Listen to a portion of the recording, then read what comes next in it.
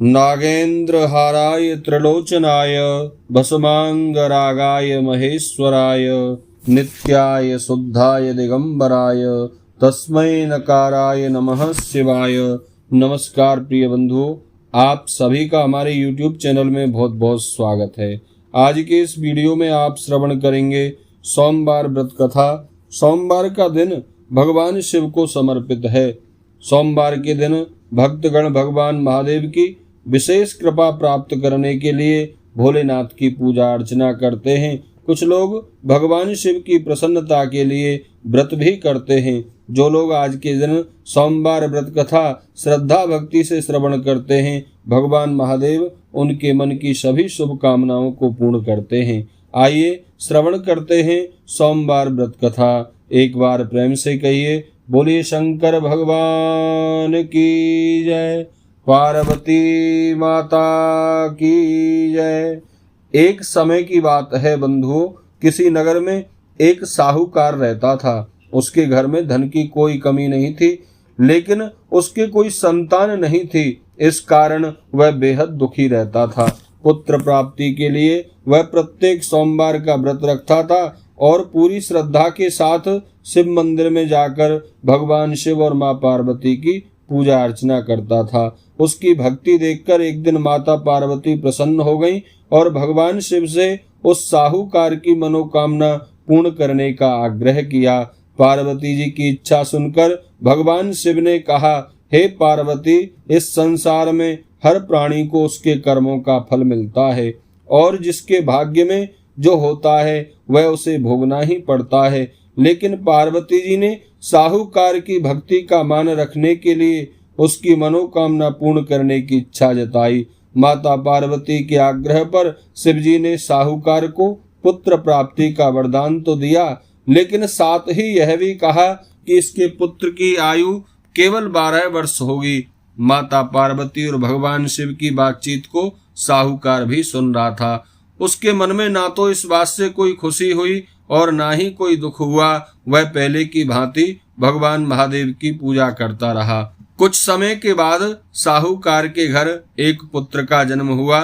जब वह बालक 11 वर्ष का हुआ तो उसे पढ़ने के लिए काशी भेज दिया गया। साहूकार ने पुत्र के मामा को बुलाकर उसे बहुत सारा धन दिया और कहा कि तुम इस बालक को काशी विद्या प्राप्ति के लिए ले जाओ और मार्ग में यज्ञ कराना। जहाँ भी यज्ञ कराओ वहाँ ब्राह्मणों को भोजन कराते और दक्षिणा देते हुए जाना।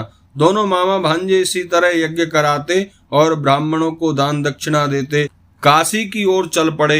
रात में एक नगर पड़ा जहाँ नगर के राजा की कन्या का विवाह था, लेकिन जिस राजकुमार से उसका विवाह होने वाला था वह एक आंख से काना था। राजकुमार के पिता ने अपने पुत्र के काना होने की बात को छुपाने के लिए मन में एक चाल सोची। साहूकार के पुत्र को देखकर उसके मन में विचार आया। उसने सोचा, क्यों ना इस लड़के को दूल्हा बनाकर राजकुमारी से विवाह करा दूं और विवाह के बाद इसको धन देकर विदा कर दूंगा और राजकुमारी को अपने नगर ले जाऊंगा। लड़के को दूल्हे के वस्त्र पहनाकर राजकुमारी से विवाह करा दिया गया। लेकिन साहूकार का पुत्र बड़ा ईमानदार था। उसे यह बात न्याय संगत नहीं लगी।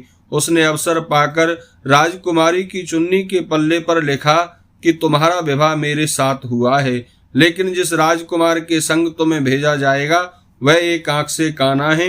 मैं काशी विद्या पढ़ने जा रहा हूँ। जब राजकुमारी ने चुन्नी पर लिखी बातें पढ़ी तो उसने अपने माता पिता को यह सब बात बताई। राजा ने अपनी पुत्री को विदा नहीं किया, जिससे बारात वापस चली गई। दूसरी ओर साहूकार का लड़का और उसका मामा काशी पहुंचे और वहां पर जाकर लड़के ने पढ़ना और मामा यज्ञ आदि करने लग गया।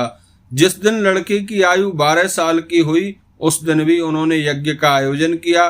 लड़के ने अपने मामा से कहा, मेरी तबीयत कुछ ठीक नहीं है। मामा ने कहा, तुम अंदर जाकर सो जाओ। शिवजी के वरदान अनुसार कुछ ही देर में उस बालक के प्राण निकल गए। मृत भांजे को देख उसके मामा ने जोर जोर से विलाप करना शुरू कर दिया।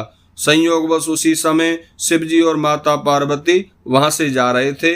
माता पार्वती ने भगवान शिव से कहा, हे स्वामी, मुझे इसके रोने के स्वर सहन नहीं हो रहे हैं। आप इस व्यक्ति के कष्ट को अवश्य दूर करें।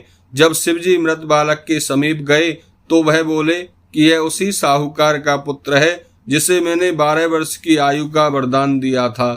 अब इसकी आयु पूरी हो चुकी है, लेकिन मातृ भाव से विभोर माता पार्वती ने कहा, हे महादेव, आप इस बालक को और आयु देने की कृपा करें, अन्यथा इसके वियोग में इसके माता पिता भी तड़प तड़प कर मर जाएंगे। माता पार्वती के आग्रह पर भगवान शिव ने उस लड़के को जीवित होने का वरदान दिया। शिव जी की कृपा से वह लड़का जीवित हो गया। शिक्षा प्राप्त करके लड़का अपने मामा के साथ अपने नगर की ओर चल दिया। दोनों चलते हुए उसी नगर में जा पहुंचे। विवाह हुआ था। उस नगर में भी उन्होंने यज्ञ का आयोजन किया। उस लड़के के ससुर ने उसे पहचान लिया और महल में ले जाकर उसकी खूब खातिरदारी की और अपनी पुत्री को उसके साथ विदा कर दिया। इधर साहूकार और उसकी पत्नी ने भूखे प्यासे रहकर अपने बेटे की प्रतीक्षा कर रहे थे और उन्होंने मन में यह प्रण कर रखा था कि यदि उन्हें अपने बेटे की मृत्यु का समाचार मिला तो वह भी प्राण त्याग देंगे। परंतु अपने बेटे के जीवित होने का समाचार पाकर वह बेहद प्रसन्न हुए। उसी रात भगवान शिव ने व्यापारी के स्वप्न में आकर कहा, हे श्रेष्ठी, मैंने तेरे सोमवार व्रत करने तथा व्रत कथा सुनने से प्रसन्न होकर तेरे पुत्र को लंबी आयु प्रदान की है। इसी प्रकार जो कोई श्रद्धा भक्ति से सोमवार व्रत करता है अथवा कथा को पढ़ता या सुनता है, उसके सभी दुख दूर होते हैं और भगवान शिव उसकी समस्त मनोकामनाओं को पूर्ण करते हैं। बोले शंकर भगवान की जय।